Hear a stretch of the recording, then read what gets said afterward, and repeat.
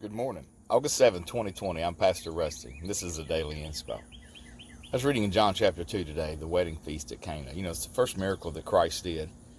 His mother came to him. He was at a wedding. I love that fact that, he went to a wedding and he went to the after party and he was there. And those parties, tradition says, lasted 7 days. And while he was there, his mother came to him and said, "They're out of wine." And Jesus said, "What's that got to do with me?" Then she walked away and said, "Do whatever he says." I like that. There was a little other conversation that was revealed to us. Jesus saw those stone pots there that were for ritual washing, which had to do with the Jewish law.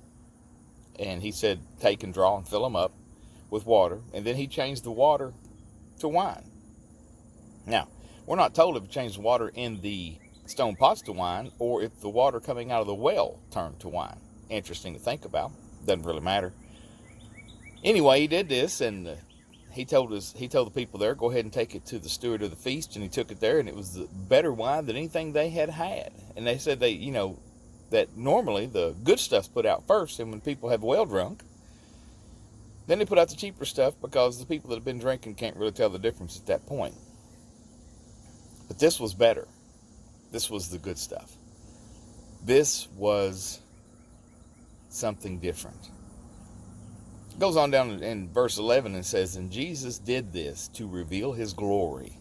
And because of this act, this first miracle, his disciples believed in him." I got to think about that. With Christ, it gets gooder and gooder, to put it in a term that a lot of people use today. A lot of times we can't see it, though. I wonder if everybody at the party knew what was going on or even understood. The steward didn't understand. They thought that whoever was hosting the party put out the good stuff later, and he marveled at that.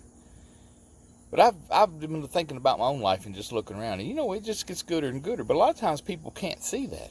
They don't look around and see that what Christ is doing is building on what he's already done, and the good stuff is yet to come. I love the old saying about the people that have a fork put in their casket when they die, because the good stuff's yet to come. You keep your fork because the good stuff's yet to come. And in our lives, if we realize and think about what Christ is doing, first of all, he's the God of glory. He is the creator of all things. What he's doing in us. He takes the law that was given by God, and it was good stuff. But then he says, don't put new wine in old wineskins. And that's a picture of not taking the gospel message and wrapping it up in the law where it was all restriction. But the liberty and freedom that comes in being a servant and a follower of Christ. And that doesn't mean we're free to sin and do whatever we want to do, because he changed our heart. He changes our wanter. We focus on life differently. The good stuff.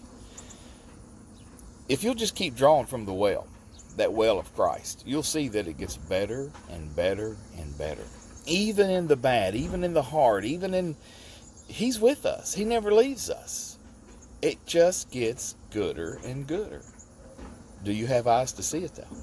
Will you let him do the good stuff in your life? Will you acknowledge it? Will you see it? I love that about the disciples. Jesus revealed his glory in that little simple act. For him, simple. It probably didn't make the front pages. It probably didn't make news at the next house over where there wasn't a party going on. But in that moment, in that time, those that had eyes to see saw the glory of Christ revealed. That's what I'm looking for today. And that's something you can do today. Look for the glory of Christ to be revealed in your life. It's the good stuff. I'm Pastor Rusty. I'll talk to you later.